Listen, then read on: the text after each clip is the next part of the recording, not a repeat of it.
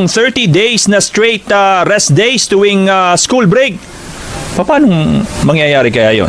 Hindi, kasi ang tatandaan ko yung mga teachers na nakakausap ko, ang reklamo talaga nila, hindi siya para nakakount yung mga graduation rights, mga end of year rights. So, dapat bakasyon na nila, andun pa rin sila sa school. Ay, paano nga mangyayari ang 30 straight days ng pahinga? Ang sabi daw ng DepEd, tinake into account na raw nila sa school calendar yung mismo mga end of year rights. Para after that, May 30, Wala na. tuloy-tuloy, hindi dapat pumapasok ang mga guro daw. Yun ang pangako niya. Kasi National Teachers Month ngayon. So, Ayun. yun ang nabanggit niya. Ay, tanungin natin si Teacher Benjo Basas, ang National President po ng Teachers Dignity Coalition. Teacher Benjo, anong masasabi po ninyo doon sa pangakong yun ng Vice Presidente ni Secretary Duterte? Yes, Sir Johnson, magandang umaga po. Magandang umaga sa mga Magandang umaga po.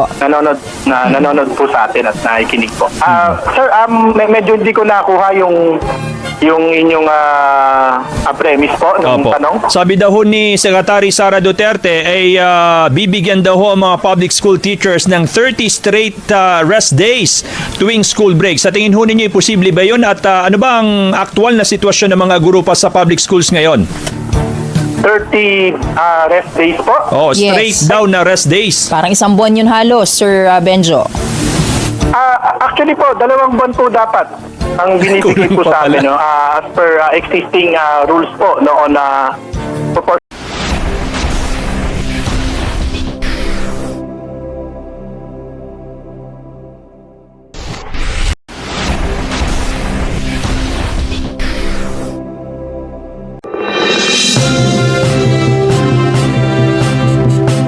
Dahong 30 days na straight rest days tuwing school break. Paano mangyayari kaya yon? Hindi, kasi ang tatandaan ko yung mga teachers na nakakausap ko, ang reklamo talaga nila, hindi siya para nakakount yung mga graduation rights, mga end of year rights. So, dapat bakasyon na nila, andun pa rin sila sa school. Ay, paano nga mangyayari ang 30 straight days ng pahinga? Ang sabi daw ng DepEd, tinake into account na raw nila sa school calendar yung mismo mga end of year rights. Para after that, May 30, Wala na. tuloy-tuloy, hindi dapat pumapasok ang mga guro daw. Yun ang pangako niya. Kasi National Teachers Month ngayon. So, Ayun. yun ang nabanggit niya. Ay, tanungin natin si Teacher Benjo Basas, ang National President po ng Teachers Dignity Coalition. Teacher Benjo, anong masasabi po ninyo doon sa pangakong yun ng Vice Presidente ni Secretary Duterte?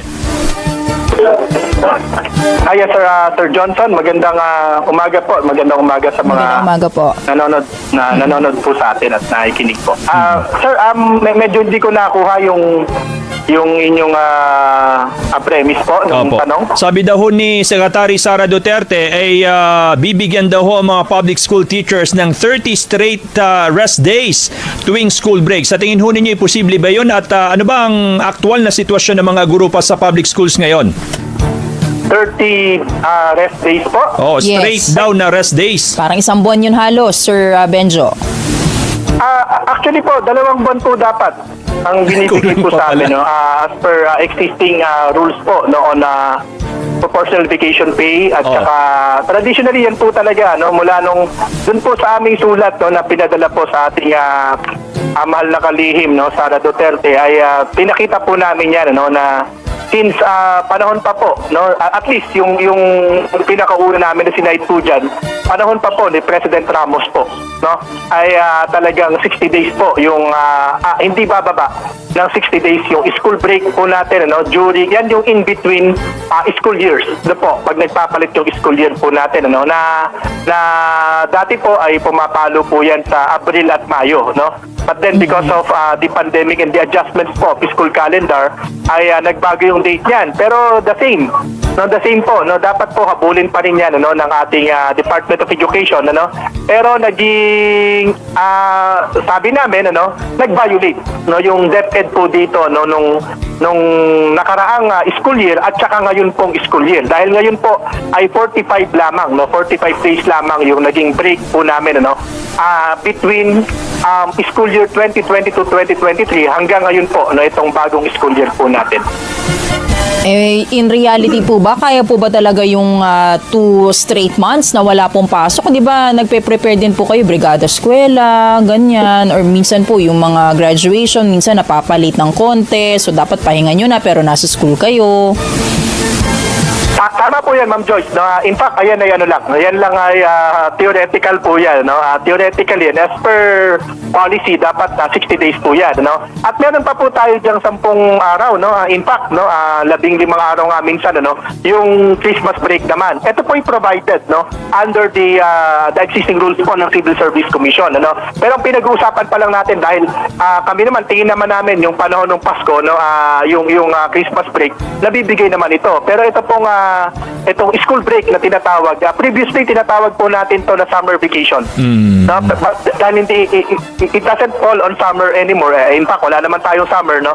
I mean, it doesn't fall on April and May, no? Tinawag na lamang po ito na school break. No? Ito yung in-between school years. Tama po kayo, Ma'am Joyce, no? Kasi bago magsara yung klase, no? Ang dami pa namin ginagawa kahit na nagsara na.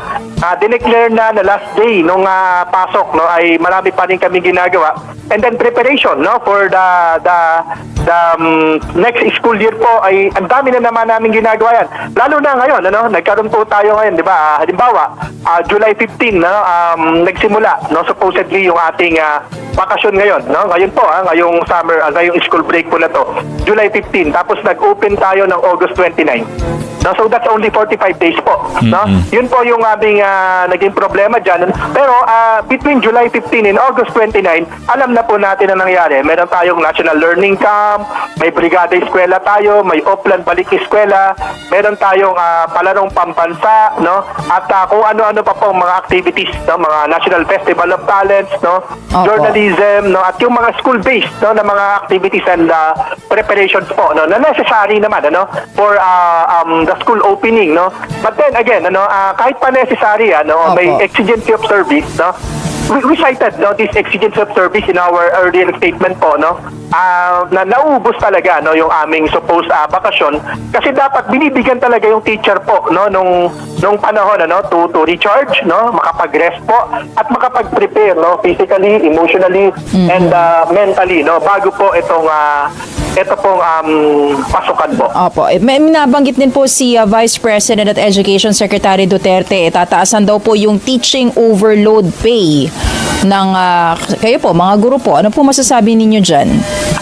Well, mabuti po, no, kung tataas po ito, no, kasi as per law, no, the Magna Carta for Public School Teachers po, no, ay the Magna Carta mandates, no, na yung aming overtime pay po ang tawag diyan, no.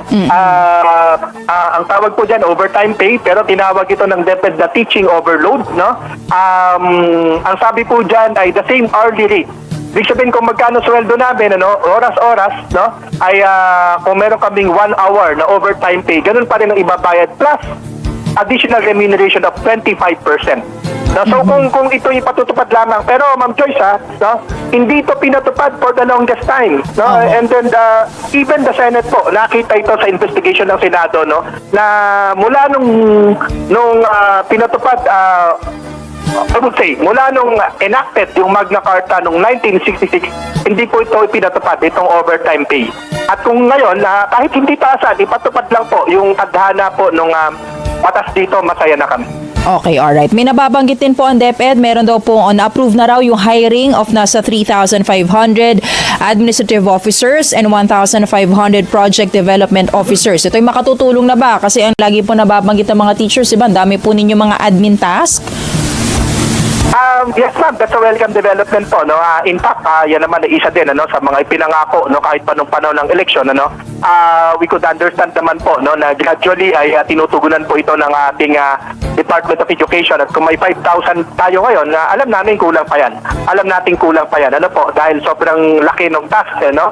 Tapos alam niyo, Ma'am Joyce, na uwi, no, yung mga administrative officers, no, imbes na makatulong, no, in most cases, no, nakatulong sa mga guro, hindi, parang naging nakatulong siya sa principal, no, hindi doon sa ating mga teacher, no. So yung mga teacher ay burden pa rin, no, ng administrative task. No, mukhang kailangan, no, while we appreciate, no, the hiring of the DepEd, no, of these AOs, no, MPDOs, no, yung mga non-teaching, no, tinatawag po natin na non-teaching personnel. While we appreciate, dapat po i-rationalize po natin ano ba yung pwede nilang gawin, ano, to ease the burden of our classroom teachers, no, doon sa mga ancillary at clerical tasks po. Opo. No? Teacher Benjo, last na lang yung ba inyong cash allowance na 5,000 piso na ibigay na at kumusta? May natira pa ba? Gusto po. Naibigay naman po bago magpasok yan naman po yung mandato ng ating polisiya. Itong cash allowance po ay dapat ibigay, bago Opo, magpasok. Dahil this is intended, for materials, na necessary for our teaching po. Alright. Teacher Benjo, maraming salamat ulit sa oras po ninyo. Mag-iingat po kayo.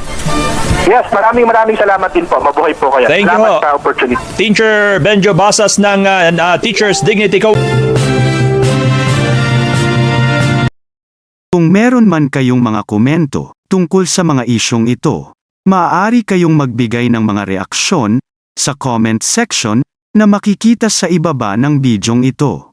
Maraming salamat, at kung ikaw ay interesado ng mga bidyong tulad nito, mangyaring suportahan ang channel na ito sa pamamagitan ng pagpindot ng like, pag-share ng mga video at kung bago ka pa lang sa channel na ito, please subscribe sa channel na ito at pindutin ang notification bell at piliin ang all upang maabisuhan ka para sa mga paparating pang mga videos.